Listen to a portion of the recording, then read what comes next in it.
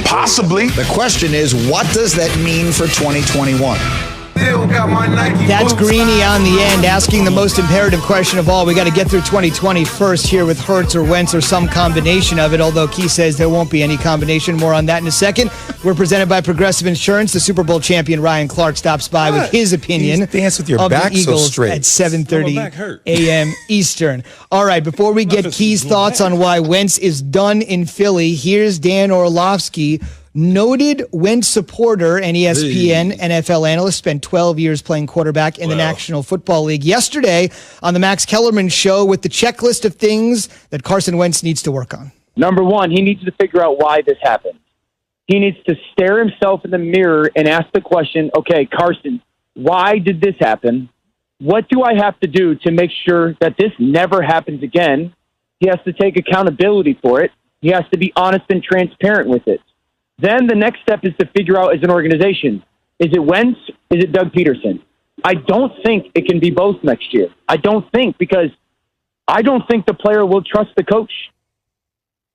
Key, now you get into a situation there where you say, Orlovsky can say whatever he wants. You think Wentz is finished partly because of the way they're going to handle Hurts moving forward. Well, here's what happens when you bench a starting quarterback in the National Football League. I've had enough quarterbacks in my day to know how they handle and operate with quarterbacks. Jalen Hurts has the opportunity right now to take and make the Philadelphia Eagles his football team. 4 opportunities. 4. Okay? He can't enter the New Orleans Saints game being Carson Wentz, playing like Carson Wentz, turning the ball over like Carson Wentz. If he takes and does what he's capable of doing over these next 4 games, he then goes into 2021 in a quarterback battle with Carson Wentz. If for some reason he goes out there and he stubs his toe and he looks awful and he goes 1-3 and he has 9 turnovers in those 4 games and 3 fumbles and all, you can forget it. It's Carson Wentz's job. But if he goes out there and they go 3-1 and he does what he's supposed to do and he has them back looking good again, the offseason will be a quarterback battle. They will probably start Carson Wentz at the beginning of the season in 2021 with a quick hook, not waiting to week 11 and 12 to do it. Do it in like 1, 2, 3, much like the Nick Foles situation in Trubisky in Chicago. Do it quick. And that way you can now insert Jalen Hurts into the lineup full time. You can get the money off the books. Carson Wentz becomes a backup. Then you figure out what to do with Carson Wentz at the end of the 2021 season. That is the way I've always seen it done in the National Football League. Unless it's changed now, that's what I'm anticipating. If he plays well, if he does not play well, Carson Wentz will be being the quarterback again. Well, so the door isn't closed on Carson Wentz. The opportunity is still there, depending upon how he does in these next 4 games. So what if he goes 2-2 in these next 4 games and he plays decently? All right, like one of the things I do want to make sure that we make people aware of is that, look, the notion that Carson Wentz has been holding on to the ball a little bit longer, even though the offensive line has been decimated, Key, Jalen Hurts is still inheriting the same exact team, right? You want him to give a spark, but realistically, are you going to see that much of a crazy difference playing against the Saints and their defense? Let me tell you something. The Cardinals, Saints, the Cardinals, Cowboys, and then the Washington football team. Let me just tell you something from firsthand experience, and I go into my own career. I was with the Jets in 1998. We had a guy named Glenn Foley that was our quarterback. We started off 0-2. Then we went to the Rams, and we lost that football game. Foley got hurt in between, whatever the case is. Foley was not playing well. There was a guy named Vinny Testaverde, who was older, obviously experienced, on the sidelines. We made a decision to go with running the same plays, same offensive line, same everything. We made a decision to go with Vinny Testaverde, and we found ourselves in an AFC Championship game. That's to say that sometimes the way quarterbacks are playing will help the offensive line and other guys. If you're holding on to the ball, a lot of the times it looks as though it's the offensive line's fault. Or if you're dropping back and you're not dropping back in line, you're drifting. And then all of a sudden you're drifting into the left defensive end or the right defensive end that necessarily isn't going to sack you if you pushed into the pocket and climbed into the pocket like a lot of quarterbacks experts out there say, oh, look at the quarterback climbing the pocket. You're drifting. You drift right into the defensive end. Now it looks as though the left tackle didn't do his job, or the right tackle didn't do his job, or the guard didn't do his job because you didn't do your job. Or it's things called coverage sacks where the receivers aren't separating. Yeah. And you're holding on to the ball too long instead of throwing it out of bounds. Or you panic and you throw the ball away too fast and it gets intercepted. All of those sort of things do happen in the National Football League. So it's not all on Carson Wentz and Doug Peters. It's also on some of the teammates that he's up playing with.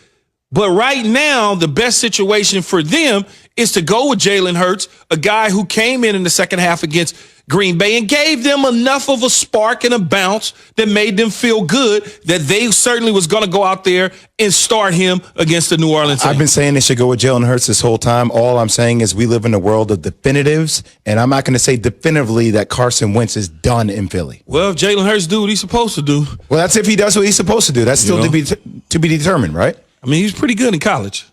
We'll Really see. good in college. Yeah, we'll see. Yeah, I agree. ESPN Radio presented by Progressive Insurance. Protecting your small business is a big deal. Cover what you've worked so hard for. Visit progressivecommercial.com. There is no indecision, at least for 1 week, on Wentz and Hurts. Plenty of indecision on what we're going to do with the Ohio State Buckeyes. Breaking news, Michigan just announced their game against Ohio State this weekend will not be played. The fact that the Ohio State-Michigan game is gone is just shocking news. Big Ten conference rules are clear. 6 games played to get into the Big Ten championship game. Ryan, how do you feel about the Big Ten's rule that you have to play 6 games to qualify for the championship? I think it's one of those things that was put into place early on, and things change, as we know. This is not like this rule has been into effect for 200 years. The Big Ten is literally making this up as they go along. Really hard to argue with Paul Feinbaum there in the end. Right before that, you heard our Heather Dinich ask Ryan Day the question everybody's wondering is, Day's back from the coronavirus, what happens if you fall just short? And he said, well, it's time to be flexible. Heather Dinich joins us on the Shell Pennzoil Performance Line. Good morning, Heather. From all the intel, all the people you talk to, what's the very latest here on the Buckeyes and where they stand on the road to 6? Good morning. Well, the athletic directors in the Big Ten are meeting this morning. They will absolutely discuss changing the rule from 6 games to 5 to let Ohio State in.